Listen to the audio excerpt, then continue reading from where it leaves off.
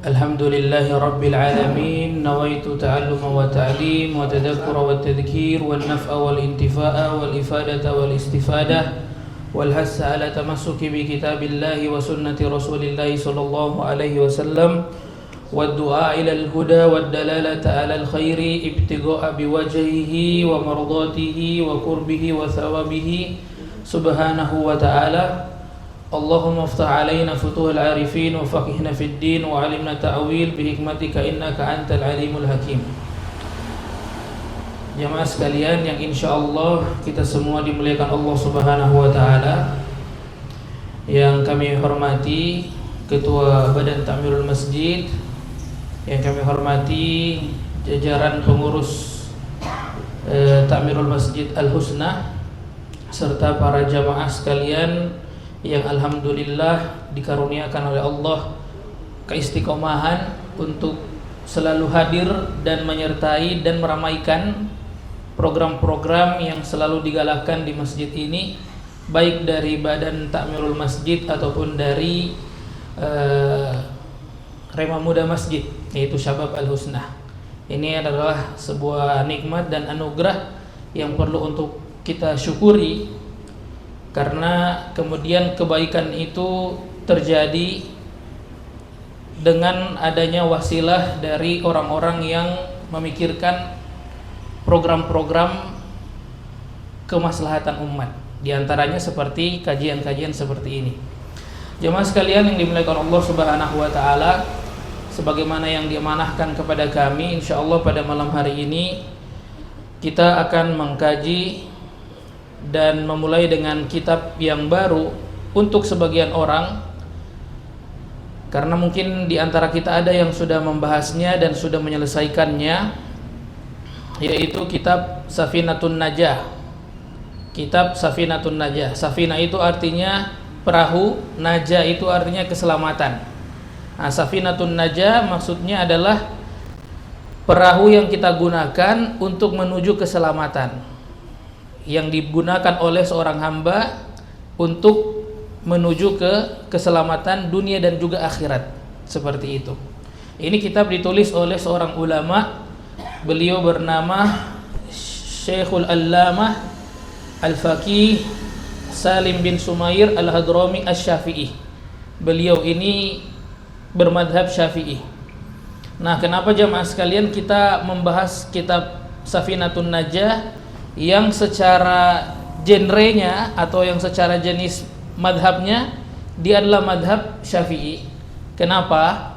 Karena jamaah sekalian, kalau kita berbicara tentang masalah fikih kalau kita bicarakan, pasti itu akan bermuara kepada 4 madhab. 4 madhab itu adalah madhab Abu Hanifah, Maliki, Syafi'i, dan Ahmad. Nah, kalau kita mau pelajari fikih, pasti kita akan larinya ke sana.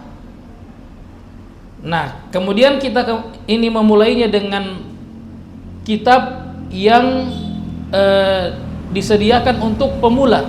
Jadi kitab Safinatun Najah ini sebenarnya jamaah sekalian, mungkin di saat ini kita mempelajarinya, sementara untuk sebagian orang kayak orang-orang yang ada di negeri-negeri Arab, itu mereka mempelajari kitab Safinatun Najah ini semenjak mereka dari kecil, sebelum balik. Akan tetapi kita di Indonesia baru mempelajarinya hari ini. Ada yang mempelajarinya mungkin nanti sudah menikah, ada yang mempelajarinya mungkin agak terlambat. Meski demikian, tidak mengapa daripada tidak sama sekali. Kemudian kenapa alasan kami atau alasan para panitia ini ingin mengkaji matan yang itu bermadhab Syafi'i? Kenapa bukan madhab yang lain? Ya, karena pertama, yang tersebar di negara kita, yang dianut oleh sebagian masyarakat kita adalah madhab Syafi'i. Nah, jadi kita mempelajari madhab Syafi'i supaya kemudian tidak terjadi bentrok di masyarakat. Itu yang pertama. Yang kedua, alasannya karena kita belajar fikih Syafi'i karena itu akses yang paling mudah untuk kita dapatkan. Artinya kalau kita mau mencari guru yang dalam tanda kutip pakar dalam masalah madhab Syafi'i itu gampang saja. Ini bukan berarti kita membatasi dan mengatakan tidak perlu mempelajari madhab yang lain, tidak. Boleh, silahkan, asal kalau bisa dapatkan guru yang mempelajari madhab Maliki, yang bisa mengajari kita madhab Maliki, madhab Hanafi, Hambali. Sementara kalau di Indonesia itu yang paling banyak tersebar adalah guru-guru yang bermadhab Syafi'i dan buku-buku yang bermadhab Syafi'i. Olehnya kemudian kita mempelajari madhab Syafi'i. Ini bukan mendeskripsikan, bukan mengatakan Syafi'i lebih utama daripada yang lain, tidak. Semuanya itu berada di atas petunjuk Allah Subhanahu wa taala. Hanya akses yang paling mudah untuk kita dapatkan adalah mempelajari madhab Syafi'i, karena itu yang tersebar dan itu juga yang paling banyak dianut oleh masyarakat kita di Indonesia ini. Jadi seperti itu. Tapi kan Ustadz, ini kan teknologi sudah semakin canggih. Mempelajari sesuatu itu sudah sangat mudah, bisa lewat YouTube, bisa lewat Google, iya kan? Artinya mempelajarinya lewat, kalau memang tidak dapat guru yang bisa mempelajari atau mengajarkan kita madhab Hanafi, Maliki, Syafi'i, kan boleh pakai Google, boleh pakai YouTube. Nah, ini jemaah sekalian harus perlu kita sadari, ini tidak cukup. Ini tidak cukup. Kita hanya melihat di Google, kemudian kita memahami dengan cara membaca sendiri, itu tidak cukup. Kita butuh guru untuk menjelaskan hal tersebut, agar kemudian kita tidak jatuh kepada kesesatan berpikir. Sebagaimana yang sering dikatakan oleh para masyayikh dan juga para ulama, salah satunya Syekh As-Sahawi itu pernah mengatakan bahwasanya man akhadha tibba, barang siapa yang mengambil ilmu kedokteran bighairi syaihin, tanpa guru, kira-kira dia dapat menyelamatkan orang atau membunuh orang? Dia mempelajari kedokteran, ilmu-ilmu kedokteran, kemudian dia mau mengobati orang pakai pemahaman dia terhadap ilmu kedokteran itu secara sendiri, secara otodidak. Kira-kira ibu-ibu mau berobat dari dokter yang seperti itu atau bagaimana? Tidak kan? Karena bukan menyembuhkan orang, justru dia akan membunuh orang. Apalagi pada persoalan agama. Man akhadha al-fiqha, barang siapa yang mempelajari ilmu agama, yaitu fikih, bighairi syaihin, tanpa guru, faqatala fa akhta'a fil ahkam, maka dia akan salah dalam memberikan hukum. Orang tanya ini kemudian dijawab seperti ini.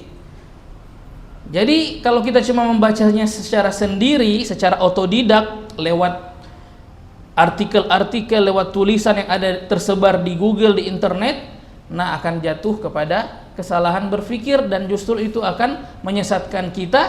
Dan kalau kita kemudian telah diframingkan oleh orang-orang, dia itu ada ilmu agamanya, kemudian orang-orang datang bertanya kepada kita dan kita hanya menjawab sesuai dengan apa yang kita jawab, apa yang kita dapat dari internet, bukan hanya sesat sendiri tapi menyesatkan orang lain juga. Maka ini penting untuk mempelajarinya bersama dengan para guru. Harus ada hubungan, mempelajari ilmu itu harus tasalsul, harus ada rentetannya dari guru ke guru. Ini dia riwayatkan, dia wariskan dari siapa. Nah ini harus jelas. Nah, olehnya ini kemudian kenapa kita hanya, atau bukan hanya, kita ini kemudian memulainya dengan dengan kitab madhab Syafi'i, karena ini jelas. Ini sudah sudah jelas matan dan sanadnya, teruji dari masa ke masa, diriwayatkan dari Imam Syafi'i ke murid-muridnya secara validasi akurat. Jadi seperti itu. Nah, olehnya kemudian kita barangkali mungkin itu alasan-alasan kemudian kenapa kita memulainya dengan kitab madhab Syafi'i. Nah, di depan kita ini tadi seperti yang kami sudah sampaikan, ini adalah kitab Safinatun Najah. Kitab Safinatun Najah ini itu termuat pada kitab ini dua tema, yaitu tema tentang tauhid atau akidah, usuluddin, dan juga tentang fikih. Hanya saja kita tidak akan fokus mengambil pada persoalan tauhid atau akidah, kita akan langsung pada persoalan fikih. Nah, jamaah sekalian, di kitab ini beliau penulis Syekh Salim bin Sumair Al-Hadrami Asy-Syafi'i memulai babnya setelah bab akidah. Beliau kemudian memulai babnya dengan bab tentang alamatul buluk, tanda-tanda balik. Tanda-tanda balik. Ustadz, bomba bahas tanda-tanda balik, kita orang semua di sini ini bukan lagi balik, kita orang ini ada yang manula, maksudnya lanjut usia, ada yang dan segala macam. Iya, artinya mungkin di antara kita yang memikirkan ini sudah tidak relevan dengan kita Ustadz, karena kita sudah tua, tanda-tanda balik itu sudah lewat dan segala macam. Iya, tapi kan bapak ibu ada anak, bapak ibu kan ada cucu, bapak ibu punya tanggung jawab untuk mengajarkan kepada anak, kepada cucu bapak ibu sekalian tentang perkara-perkara hal-hal yang seperti ini. Bagaimana kita mengidentifikasi, mengetahui cucu kita ini ternyata sudah akil balik, kalau tanda-tandanya pun juga kita tidak tahu.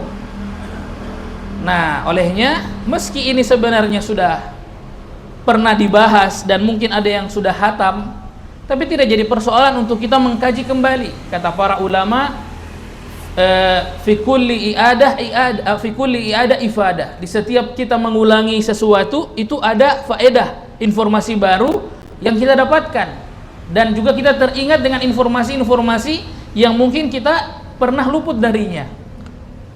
Dan ini adalah manhajnya para ulama terdahulu. Mereka itu membaca sebuah kitab itu bukan cuma 1-2 kali ulangan, tapi ada yang sampai ratusan kali, ada yang sampai ribuan kali mengulang membaca kitab yang cuma satu judul. Ini kayak sekarang judulnya cuma Safinatun Najah. Ada ulama-ulama terdahulu yang membaca kitab ini sampai di atas ratusan kali. Maka tidak heran kemudian mereka menjadi ulama. Kita jangankan tak ulang 1 kali, baru berjalan setengah saja sudah bosan. Buat masalah-masalah balik, Ustadz skip saja ini masalah yang sudah kita orang tidak di situ lagi, sudah relevan lagi untuk dibahas. Iya, tapi ini ilmu bisa bermanfaat buat anak dan cucu kita atau keturunan kita nantinya. Jadi seperti itu. Nah, kemudian di sini beliau mengatakan qala al-muallif rahimahullahu taala wa nafa'ana bihi wa bi ulumihi fid dharain amin. Ada berapa tanda bahwasanya seorang itu dikatakan balik? Di sini dikatakan alamatul bulugh salasun. Tanda-tanda balik itu ada 3. Cuma 3. Tanda-tanda balik itu cuma 3.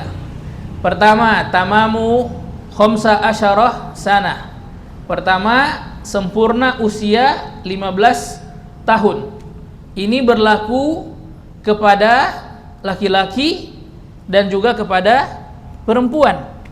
Jadi kalau ada perempuan, ada laki-laki yang sudah memasuki usia 15 tahun, maka sudah dikatakan dia ini sudah balik.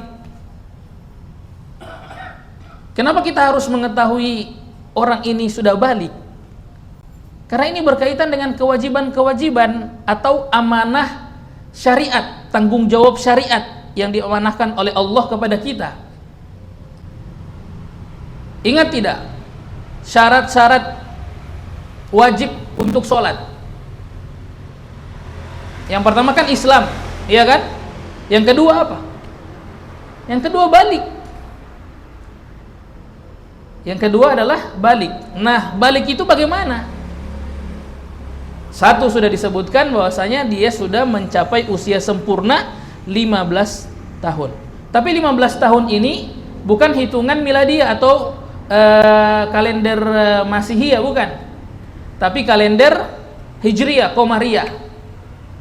Seperti itu. Jadi dihitung, dan hitungan 15 tahun ini jamaah sekalian itu hitungan dari dia waktu pas keluar seluruh badannya dari perut ibunya. Kemudian 15 tahun dihitung, nah itulah usia baliknya. Jadi misalnya ada orang yang lahir di tahun ini, tahun 2025, di jam seperti ini, maka kalau misalkan 15 tahun kemudian di usia yang seperti di waktu yang seperti ini, itu sudah dia dikatakan balik.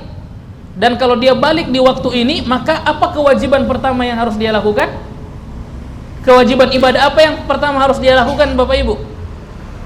Ada anak balik 15 tahun kemudian di usia yang seperti di waktu yang seperti ini, dia memasuki waktu baliknya itu setelah waktu maghrib.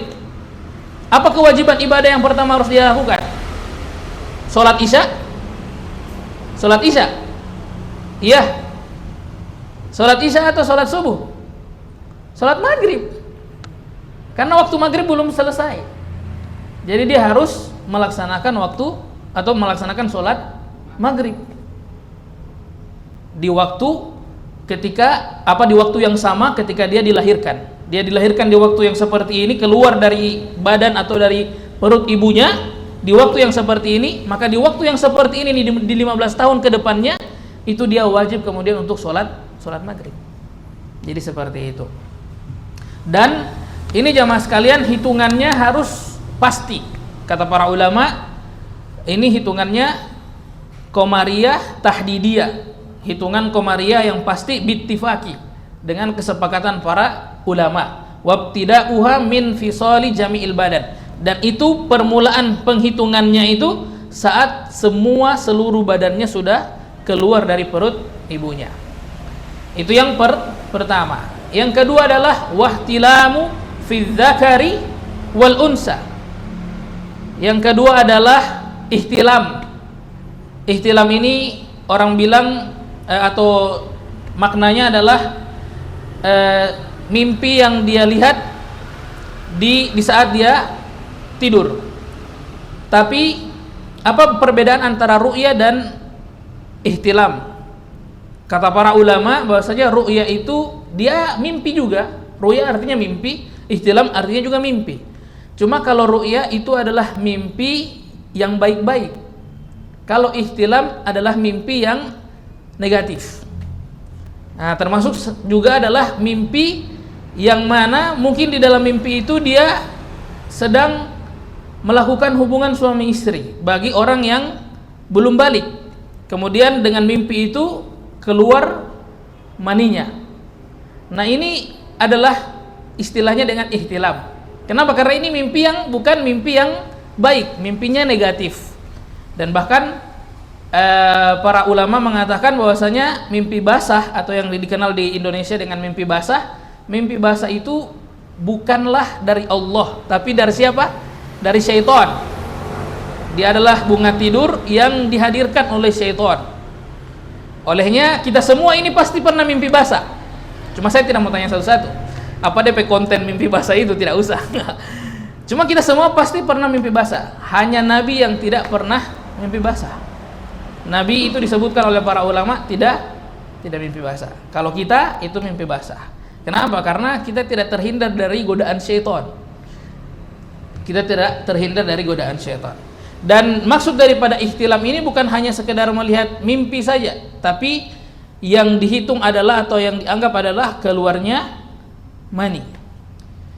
Wa illam yakhruj maniya al-maniyu minadz dzakar, meskipun dia punya mani itu tidak keluar dari dia punya kemaluan, seperti dia hanya merasakan saja, atau kita bisa kategorikan dia mengeluarkannya secara sendiri, bukan dengan mimpi basah, dengan secara sadar.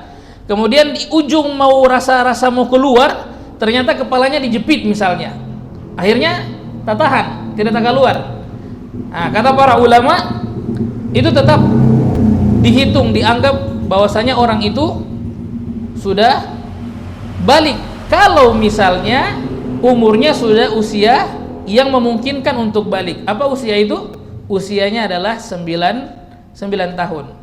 Dan usia 9 tahun ini apakah usia yang pasti atau cuman diperkirakan? Ada yang mengatakan bahwasanya dia diperkirakan, dan ada yang mengatakan bahwasanya dia hitungan pasti. Hanya saja semua ini hitungannya dengan hitungan Komariah, bukan hitungan kalender Masihiyah, bukan seperti itu. Bagaimana kalau misalnya ternyata tempat keluarnya itu tertutup, dia tidak keluar dari, misalnya ada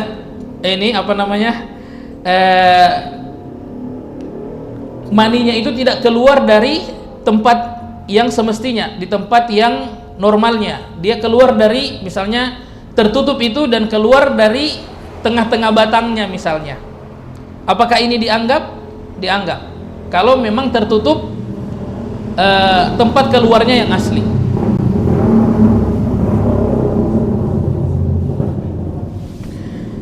Itu yang kedua.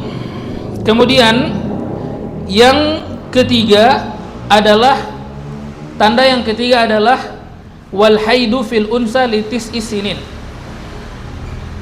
adanya haid pada perempuan pada usia 9 tahun Hijriyah atau 9 tahun Qamariyah.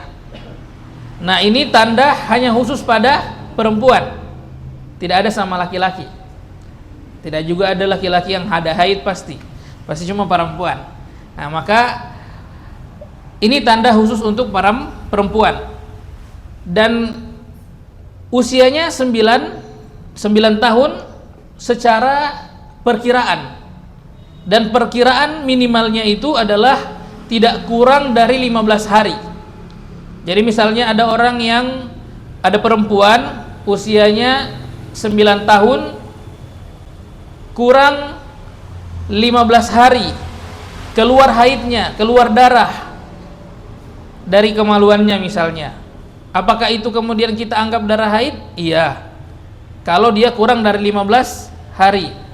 Kalau dia kurang dari 16 hari, itu apakah kita akan anggap sebagai darah haid?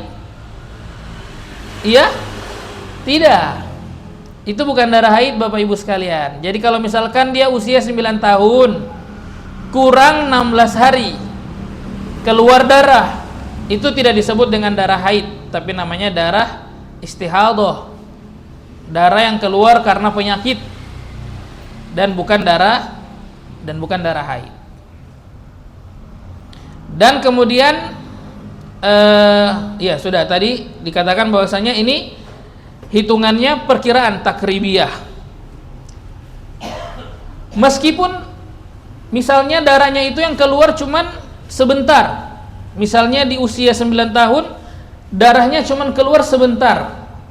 Di sini dikatakan bahwasanya min aqallu min sittati asyar yauman walau bilahzatin, walaupun itu cuman darahnya keluarnya sebentar, maka itu tetap dianggap haid.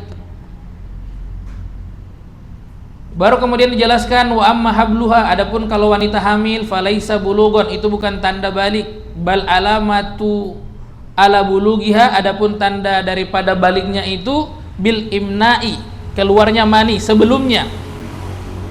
Kemudian di sini ada catatan yang mungkin jarang terjadi tapi perlu untuk kita bahas. Wa amal khuntha, ini kan tadi cuma disebutkan laki-laki perempuan saja. Bagaimana kalau khuntha? Khuntha itu jamaah sekalian adalah jenis makhluk, orang dia, tapi punya dua kemaluan. Dua kemaluan itu maksudnya kemaluan laki-laki dan juga kemaluannya perempuan, dan dua-duanya aktif. Di sini dikatakan fahukmuhu annahu in amna min dzakarihi wa hadha min farjihi hakama bi bulugihi, atau hukima bi bulugihi. Hukumnya bahwasanya kalau dia keluar mani dari kemaluannya dan juga keluar haid dari kemaluannya, maka dia dihukumi sebagai orang yang sudah balik. Fa in wajada aw wujida ahaduhuma, kalau didapati ternyata salah satu dari keduanya, au kilahuma, atau kedua-duanya, min ahadi farjaihi, dari salah satu kemaluan, dari dua kemaluannya, fala yahkumu bi bulughihi, maka dia tidak dianggap balik kalau itu keluar cuman salah satu dari dua kemaluannya. Jadi misalkan keluar mani cuman dari kemaluan yang ini, kemaluan yang ini tidak, atau keluar haid dari kemaluan yang ini dan kemaluan yang ini tidak, atau keluar kedua-duanya cuman dari kemaluan yang satu, tidak dari kedua-duanya, maka itu tidak dianggap balik. Yang dianggap balik kalau misalnya dia keluar dari kedua tempat tersebut, seperti itu. Nah, barangkali ini pengantar saja tentang pembahasan yang kita bahas pada malam hari ini. Kemudian kalau misalkan ada pertanyaan-pertanyaan atau yang ingin ditanyakan, silahkan. Oke. Ada Terijal sana mau bertanya? Assalamualaikum warahmatullahi wabarakatuh. Izin Ustaz terkait ihtilam. Itu kan tadi dijelaskan kalau ini mimpi yang dipengaruhi setan. Ya. Nah, pertanyaannya, apakah ada penjelasan terkait, maksudnya ini kan mimpi dari setan, tapi menjadi salah satu syarat untuk seorang itu balik begitu. Yang mana balik ini memulai untuk melaksanakan syariat. Itu Ustaz. Terima kasih. Oke.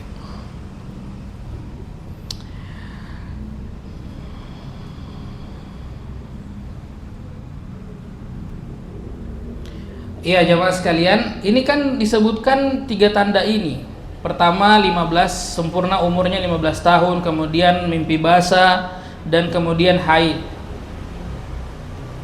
Apa yang melandasi? Mungkin itu pertanyaannya. Apa yang melandasi? Sementara tadi Ustaz bilang bahwasanya kalau kayak mimpi basah itu datangnya dari setan. Tapi kenapa dia menjadi tanda dari sebuah kewajibannya seseorang untuk melaksanakan ibadah, seperti itu kan?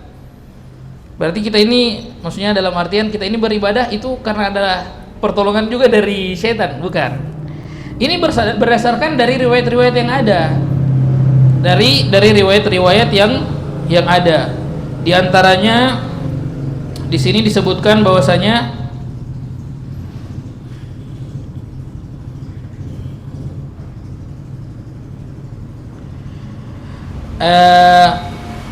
antum pasti pernah mendengar bahwasanya rufi'al qalam anis salas, bahwasanya diangkat pena itu dari 3 orang, iya kan?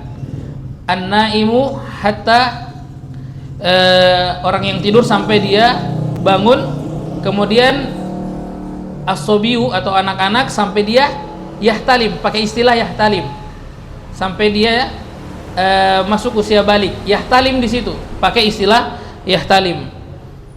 Artinya sampai dia mimpi basah, sampai dia keluar mani, seperti itu. Dan kemudian juga ada hadis Nabi yang dikatakan bahwasanya kepada Mu'az bin Jabal, kepada sahabat yang diutus di Yaman, bahwasanya ambillah zakat dari setiap yang halim. Halim itu orang yang sudah mimpi basah. Nah, atas landasan inilah kemudian orang yang sudah mimpi basah itu kemudian dianggap sebagai orang yang sudah balik.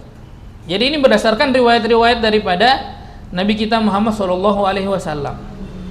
Jadi bukan karena ada intervensi dari syaitan kemudian orang ini dia balik, tidak. Tapi ini adalah merupakan informasi dan hadis-hadis dari Nabi kita Muhammad SAW. Seperti itu. Ada lagi yang lain? Ada lagi yang lain? Pertanyaan?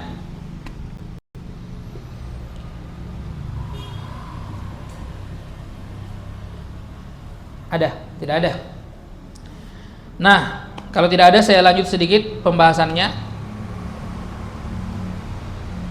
Kemudian ini misalnya Ustadz, dia belum ada tanda-tanda balik, sudah 15 tahun, dia belum usia 15 tahun, bahkan dia belum usia 9 tahun, dia juga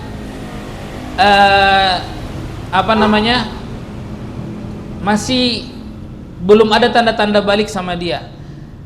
Lantas apa yang harus dilakukan oleh seorang anak? Apakah dia tidak punya tidak punya kewajiban sebagaimana orang dewasa, diwajibkan untuk beribadah, diwajibkan untuk sholat, diwajibkan untuk segala hal? Nah, di sini jamaah sekalian, dijelaskan oleh beliau ini yang saya ambil dari kitab Kasyifatus Saja, bahwasanya beliau menjelaskan dulu kenapa beliau ini menyebutkan alasan menaruh atau meletakkan pembahasan alamatul buluk, tanda-tanda balik ini di awal, sebagaimana para ulama yang sebelum-sebelumnya itu ketika menyusun buku itu pasti akan meletakkan pembahasan toharo di awal. Tapi ini berbeda dengan beliau malah meletakkan pembahasan alamatul buluk di awal sebelum bab toharo. Nah, di sini dikatakan bahwasanya li'anna alamatul buluk li'anna manatut taklif ala balik dunas sobi was sobiyah. Dia adalah standar atau ukuran orang itu sudah dikatakan sebagai mukallaf. Mukallaf itu seseorang yang kemudian menerima dan mendapatkan tanggung jawab syariat. Seperti itu, tanggung jawab syariat. Dia sudah wajib bagi dia untuk beribadah. Lakin yajibu ala sabilil fardil kifayah ala aslihima adz-dzukur wal inas an ya'murahuma bis shalah wa ma tatawaqqafu alaihi.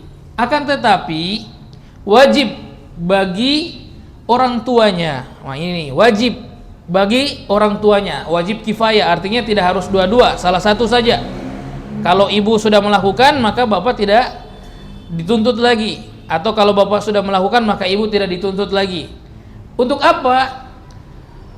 Untuk memerintahkan kepada anak yang belum masuk usia balik, masih usia mumayyiz. Usia mumayyiz itu usia yang dianggap itu adalah usia 7 tahun. Usia 7 tahun. Untuk apa? Untuk diperintahkan anak tersebut sholat. Memang sholat buat dia tidak wajib, tapi perintah dari orang tua untuk melaksanakan perintah orang tua kepada anaknya agar dia melakukan sholat itu wajib. Kalau orang tua abai, orang tua tidak memerintahkan kepada anaknya untuk sholat di usia dia, di saat masuk usia 7 tahun, orang tuanya juga cuman seenaknya dan dia tidak peduli dengan anaknya di saat usia 7 tahun, maka berdosa kedua orang tuanya. Berdosa kedua orang tuanya, karena ini adalah kewajiban bagi kedua orang tua untuk memerintahkan anaknya di usia 7 tahun melaksanakan sholat. Bahkan kalau sudah pada usia 10 tahun anak tidak mau sholat itu diperintahkan dan juga dididik dengan cara dipukul. Tapi ini pukulan yang mendidik, bukan pukulan asal-asal. Jadi seperti itu.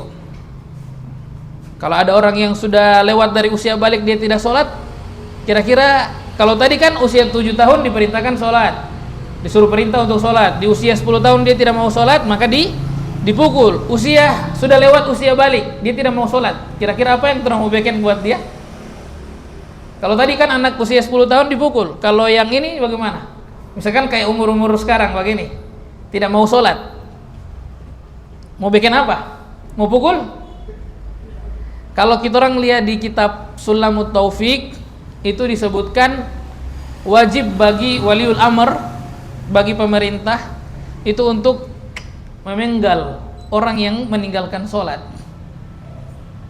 Wajib ditegakkan oleh pemerintah, orang yang tidak sholat dibunuh karena dia meninggalkan sholat. Itu disebutkan di kitab Sulamut Taufik. Nah, jadi kalau orang-orang yang macam kita orang tidak mau sholat, aduh bagaimana ini? Nah ini jamaah sekalian, di sini juga dikatakan bahwasanya wala budda ma'asigotil amri minat tahdid, dan harus dengan bentuk perintah itu harus ada ancaman, ka'an yakula lahuma, sebagaimana dia mengatakan kepada si anak laki-laki atau anak perempuannya, sholliya wa illa darabtukuma, sholatlah kalian, wa illa kalau tidak maka aku akan memukul kalian berdua. Wa an yu'allimahuma, dan juga mengajarkan anak tentang sholat. Jadi ini kewajiban mengajarkan anak tentang sholat, tentang ibadah, bukan kewajiban lo guru-guru yang di sekolah, bukan juga kewajiban guru-guru TPQ, bukan. Kewajiban itu asalnya pada orang tuanya. Kewajibannya itu kembali kepada orang tuanya. Kalau orang tuanya tidak mampu mengajarkan, maka dia kemudian menghadirkan guru. Dan ini menghadirkan guru ini bukan cuman sekedar ti ustadz itu bisa bekas belajar mengaji dan sudah bekas mengaji situ dia. Baru kemudian kita tidak memikirkan kepada si gurunya itu kemaslahatan. Artinya kalau memang orang tuanya tidak bisa mengajarkan secara langsung, maka dia meminta dari seseorang yang bisa mengajarkan. Dan bahkan karena dia meminta dari orang lain untuk mengajarkan anaknya itu, harus dia bayar itu. Harus dia membayar hal tersebut. Harus dia membayar guru yang diminta untuk mengajarkan anaknya itu tentang ilmu agama. Jadi seperti itu. Wa an yu'allimahuma anna Nabi sallallahu alaihi wasallam, dan juga diajarkan kepada anak-anak itu bahwasanya Nabi sallallahu alaihi wasallam dilahirkan di Makkah. Jadi selain mengajarkan tentang sholat, tentang wudu, diajarkan juga tentang Nabi kita Muhammad sallallahu alaihi wasallam. Bahwasanya Nabi itu dilahirkan di Makkah, wa ursila fiha, dan diutus di sana, wa mata fil Madinah, dan kemudian meninggal di kota Madinah, wa dufina fiha, dan meninggal di Madinah. Wa yajibu aidan, di sini juga dikatakan wajib juga an yadribahuma, untuk memukul anak-anak. Di sini ini dijelaskan oleh beliau, bukan penjelasan saya tadi. Bahwasanya anak dipukul ala tarki dzalik dorban ghairu mubarrih fi asna al-ashirati ba'da kamali tis'i, untuk memukul dengan pukulan yang tidak ada bekasnya, artinya pukulan yang mendidik, fi asna'il ashirah, ketika masuk usia 10 tahun, setelah sempurna dari usia 9 tahun. Kenapa? Lihtimalil bulughu fihi, karena ada ihtimal, ada kemungkinan dia ini sudah ada mimpi basah, ada tanda-tanda balik yang lain. Cuma mungkin dia tidak tahu kalau itu mimpi basah. Nah, olehnya wajib untuk kita memukul anak ketika sudah masuk usia 10 tahun. Atau sudah masuk usia 10 tahun. Misalnya usia 9 tahun lebih 1 hari. Kemudian dia tidak mau sholat, itu wajib untuk kita pukul. Jadi fi asna'il ashirah, ketika mau atau sudah mau berjalan usia 10 tahun, seperti itu. Walil muallimi aidan, dan bagi orang yang mengajarkan juga al-amro, untuk memerintahkan anak yang disuruh ajar ini untuk melaksanakan sholat. La dorba, dan tidak memukul illa biizni wali, kecuali dengan izin dari wali murid. Gitu, izin dari wali murid. Sama halnya juga di sini disebutkan dengan contohnya wa misluhu az-zawju fi zaujatihi, seorang suami kepada seorang istri. Ini fikih buat Ustadz Fadel yang baru menikah. Jadi kalau istri tidak mau sholat, jangan antum kemudian langsung KDRT, jangan. Karena KDRT ini harus seizin dari bapak si istri. Jangan antum asal-asal pukul. Jangan antum asal-asal pukul. Ini harus sesuai izin. Falahul amru la dorba illa biidni al-wali. Baginya perintah bagi suami itu untuk memerintahkan kepada istrinya dan tidak untuk dipukul kecuali dengan izin dari walinya. Jadi seperti itu. Kemudian wa'lam annahu yajibu 'alal aba'i wal ummahati 'ala sabilil fardil kifayah. Ini ketahuilah olehmu bahwasanya wajib bagi bapak dan juga ibu orang tua 'ala sabilil kifayah, al fardil kifayah, dengan hukum wajib kifayah. Ta'limu auladihim, mengajarkan kepada anak-anaknya toharata was shalah, bagaimana bersuci, bagaimana sholat, wasairu syara'i, dan juga syariat-syariat yang lainnya. Wa mu'natu ta'limihim fi amwalihim in kana lahum mal, menjamin dalam pendidikan mereka itu jaminan harta kalau memang mereka memiliki harta. Fa illam yakun fa fi mali abaihim, kalau dia tidak punya harta maka harta orang tuanya. Fa illam yakun fa fi mali ummahatihim, kalau bapaknya tidak ada uang maka ibunya, uang ibunya, seperti itu. Fa illam yakun fa fi baitil mal, kalau tidak ada maka jadi tanggungan pemerintah. Fa illam yakun fa alal aghniya'il muslimin, kalau tidak punya harta juga maka orang-orang muslim yang kaya itu wajib untuk memberikan beasiswa buat anak tersebut agar kemudian dia mempelajari agama. Jadi seperti itu. Ada lagi yang mau ditanyakan? Oke.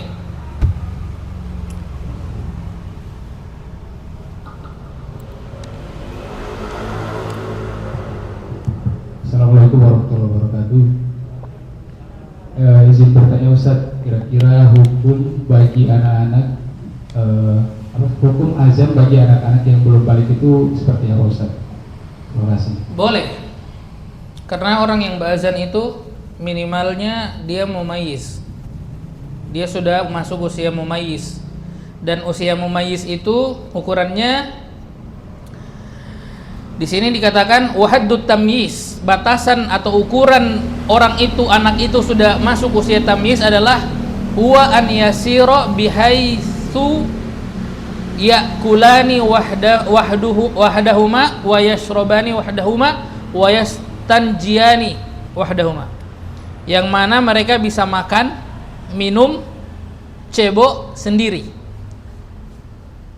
Atau ukuran lainnya, dia tahu api itu panas, es itu dingin, berarti dia mumayyiz, bisa membedakan, maka dia boleh beazan meski dia belum sunat, tidak harus dia sunat, jadi mumayyiz. Karena kadang-kadang di beberapa tempat itu tidak memberikan atau tidak memperkenankan anak-anak untuk azan karena bilang ini kalimat agung, ini anak-anak belum bisa memikulnya. Iya, memang seperti itu secara ininya, secara kebiasaan adatnya. Tapi tidak apa-apa, secara syariat boleh dia mengumandangkan azan. Baiklah, ada lagi dari ibu-ibu?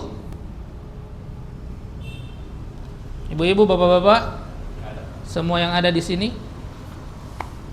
Iya.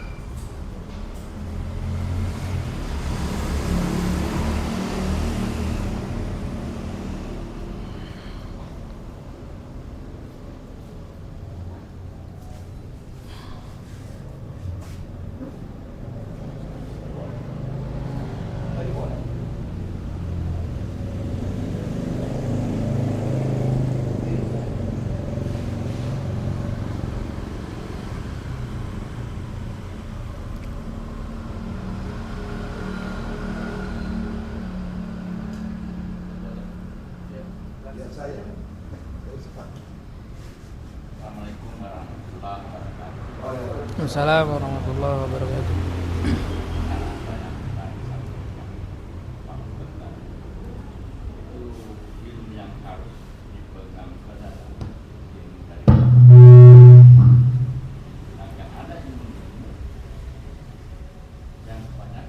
Dapatkan di YouTube atau di HP. Ya. Sedangkan itu juga barangkali itu lebih, kalau pemahaman saya lebih akurat kalau menurut saya. Iya. Menurut saya ilmu yang dibacakan di dalam juga bacaan Al-Quran, Iya. ayat suci Al-Quran dan penjelasan agama itu yang karena kalau kan dari guru itu yang lebih bagus toh. Iya. Baru kemudian bagus seperti sekarang ini. Nah, ini terlalu mengikuti kajian seperti ini. Kira-kira apa keutamaan daripada kajian-kajian yang dilaksanakan? Seperti ini? Iya. Oke. Barangkali itu dulu. Terima kasih. Assalamualaikum warahmatullahi wabarakatuh. Belum masuk azan? Belum azan? Belum ya? Iya, jamaah sekalian. Jadi pertanyaannya tadi tentang tadi Ustadz menegaskan bahwasanya ilmu itu yang dipelajari dari guru, dan kemudian yang dari YouTube itu Ustadz bilang bukanlah ilmu, bukan. Tetap dia ilmu, hanya untuk memvalidasi bahwasanya ini sudah sesuai atau tidak. Itu adalah apa yang dipelajari dari guru langsung. Dan gurunya pun juga ini kita harus selektif. Tidak sembarang milik, oh dia guru, oh ini guru, ini guru. Kan dia kemudian dikenal oleh orang guru semuanya. Begitu juga dengan ustadz, oh ini ustadz, dia ustadz, itu juga ustadz. Artinya juga tidak sembarang untuk melihat, oh karena dia ini dianggap sebagai ustadz, maka semua perkataannya kemudian kita ambil. Tidak. Makanya kenapa kemudian kita ini mempelajari fikih itu dari satu madhab, mengambilnya itu dari madhab. Kenapa? Memang untuk mengatakan 100% dia benar itu tidak juga. Tapi memungkinkan kebenaran itu lebih dekat adalah apa yang dituliskan dalam kitab-kitab madhab, atau apa yang diajarkan oleh sang guru, dibanding apa yang kita dengar dari YouTube atau apa yang kita baca dari Google. Bagus kalau misalkan mendengar dari YouTube, membaca itu bagus. Membaca itu dapat membuka jendela-jendela dunia, ilmu-ilmu kita bisa akses dan segala macam. Tapi kemudian itu menjadikan sebagai ukuran, tolak ukur utama, tidak bisa. Tidak bisa. Karena bisa jadi itu salah ketika kita memahaminya. Kita butuh POV atau sudut pandang orang lain.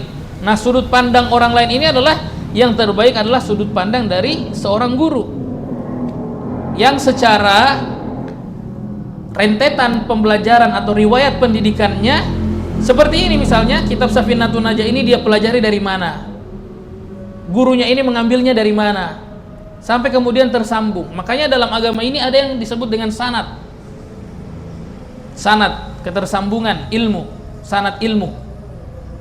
Saya ambil dari siapa, guru saya mengambil dari siapa, dan guru daripada guru saya mengambilnya dari siapa, sehingga kemudian terwariskan kepada kita itu kemurnian pemahaman, tidak tercampur dengan pemahaman kita terhadap sesuatu yang kita baca dan apa yang kita dengar. Makanya kita butuh sudut pandang lain, karena kalau dari sudut pandang kita sendiri mungkin ada beberapa pertimbangan itu kita lupa.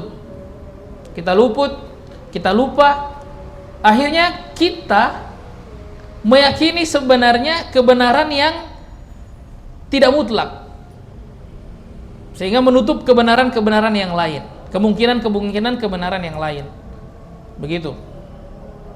Jadi seperti itu Bapak. Jadi saya tidak membatasi atau mengatakan bahwa yang di YouTube, di internet itu bukan ilmu. Itu juga ilmu. Membaca apa yang ada di internet, membaca apa yang ada atau mendengarkan apa yang ada di YouTube. Apalagi kalau misalkan ternyata dia jauh dari seorang guru dan hanya bisa mengakses dari YouTube misalnya. Boleh. Silahkan. Tapi mencukupkannya dan menjadikannya sebagai tolak ukur itu tidak bisa. Kita harus punya tolak ukur yang punya validasi yang akurat. Tidak juga akurat 100%, akurat ya 85%. Seperti ini. Ini kami tidak mengatakan bahwasanya mazhab Syafi'i inilah mutlak kebenaran, tidak. Mazhab-mazhab lain ada perbedaannya. Tapi itu adalah kemungkinan kebenaran yang paling dekat adalah apa yang mereka wariskan kepada kita diwariskan oleh para ulama. Kemudian apa? Mau azan dulu atau bagaimana? Oke, azan dulu.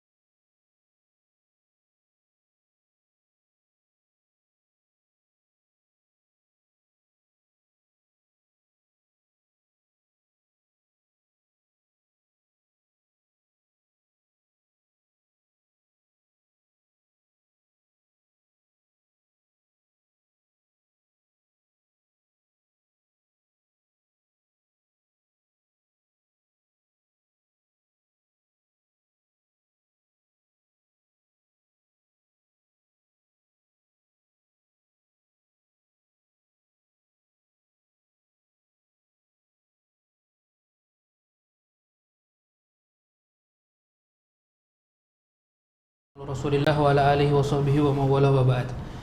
Ya, jadi kenapa harus ada keterkaitan ketika menimba ilmu ini atau menuntut ilmu ini dengan seorang guru, dan tidak mencukupkan dengan YouTube dan juga internet saja? Karena juga salah satu alasannya adalah di internet, di YouTube itu menampung semua hal, kebaikan dan keburukan. Iya kan? Kebaikan dan keburukan. Kita tidak bisa menimbang, bukan menimbang, kita tidak bisa memfilter mana yang baik, mana yang buruk, mana yang, karena ada hal-hal yang samar di sana.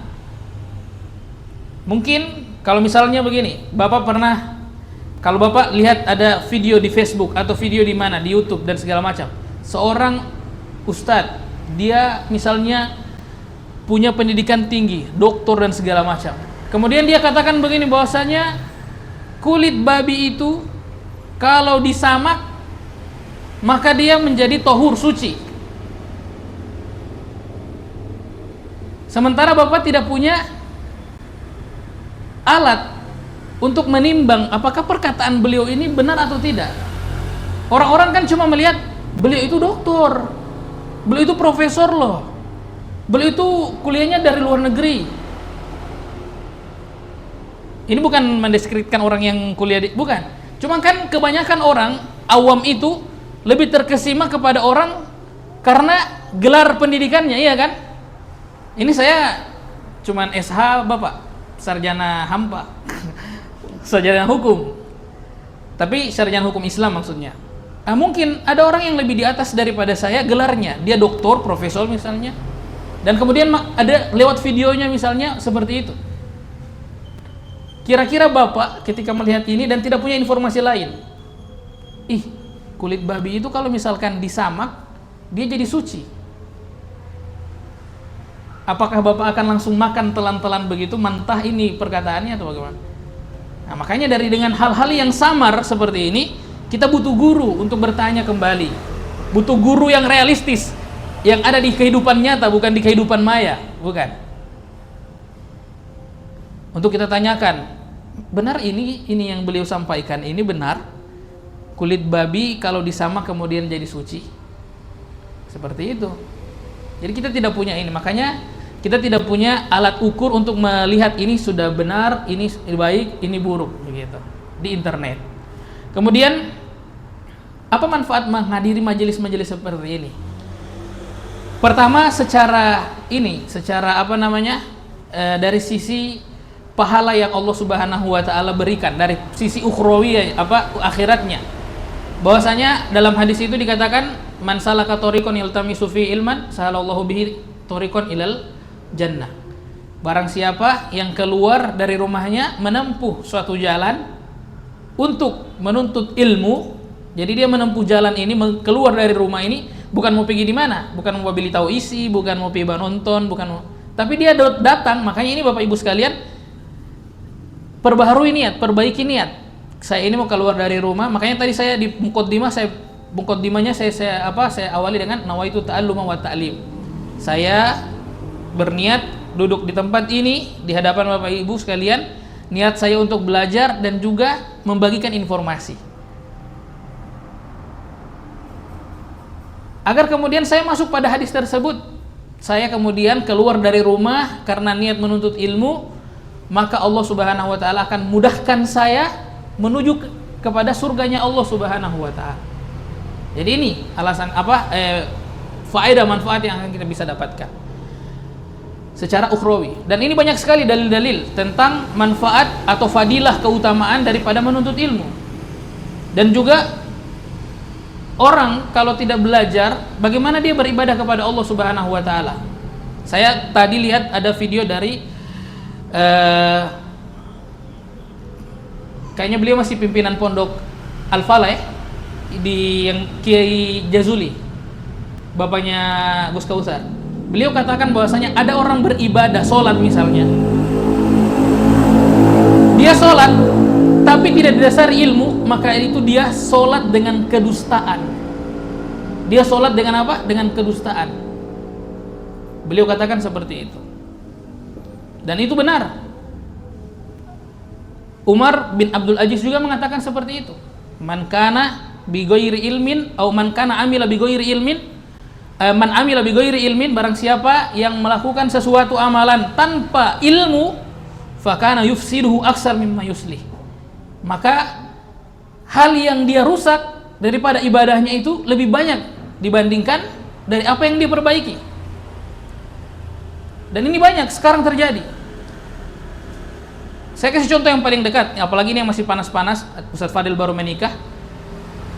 Orang kawin, menikah, cuma ada dorongan hasrat duniawi saja, tapi dia tidak barengi dengan belajar bagaimana hak-hak seorang istri, bagaimana kewajiban seorang suami.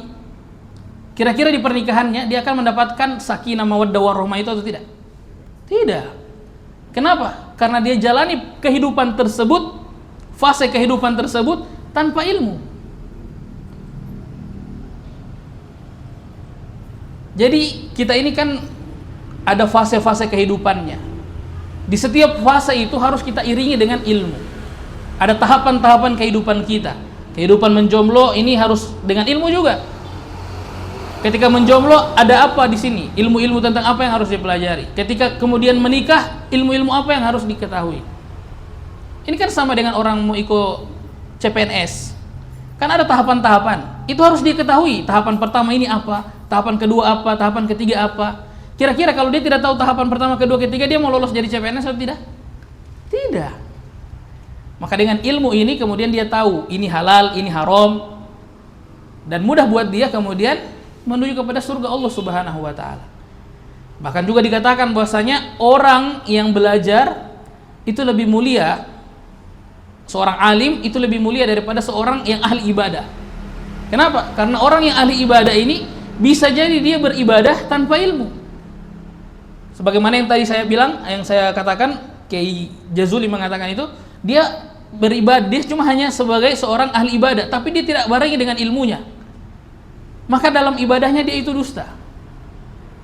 Adapun seorang alim, dia beribadah dengan ilmu, maka ibadahnya itu jujur. Man kana bi ghairi ilmin ya'malu a'maluhu mardudatun la tuqbalu. Barang siapa yang beramal tanpa ilmu, maka amalnya itu tidak diterima. Nah, maka ini penting ada tempat-tempat majelis-majelis seperti ini. Dan alhamdulillah di Gorontalo ini majelis ada di mana-mana. Satu minggu ini mungkin kita bisa bikin jadwalnya full. Hari Senin ada, hari Selasa ada, sampai hari Ahad. Ada majelis di mana-mana. Cuman tidak tahu kita orang yang ada di mana. Tidak pernah dapat lihat di majelis. Majelis ada di mana-mana, cuman kita orang tidak tahu ada taruh di mana kita orang punya diri, kita orang punya hati. Karena tidak pernah hadir di majelis. Maka olehnya hal-hal yang seperti ini kita setelah kita mengetahui keutamaannya, kita tahu kemudian urgensinya, jangan egois. Artinya cuma ingin merasakan itu dengan diri sendiri, tidak. Tapi ajak juga keluarga, kerabat. Apalagi ini sementara membahas tentang kitab Safinatun Najah. Panggil anak-anak. Mungkin tadi saya bilang, mungkin kita tidak mampu mengajarkan anak secara langsung, cucu kita secara langsung. Sudah hadirkan di sini. Sini belajarnya gratis, dapat tahu isi. Pulang-pulang kalau masih ada DP-DP boleh bawa bungkus. Jangan lupa anak punya. Jadi seperti itu. Jadi jangan egois. Hadirkan juga keluarga kita di tempat ini. Ini alhamdulillah di Masjid Al-Husna ini menjadi fasilitas dan juga sarana buat orang-orang mendapatkan kebaikan. Ini Rema Muda dan juga Badan Tamirul Masjid harus harus mensyukuri hal ini. Jangan kemudian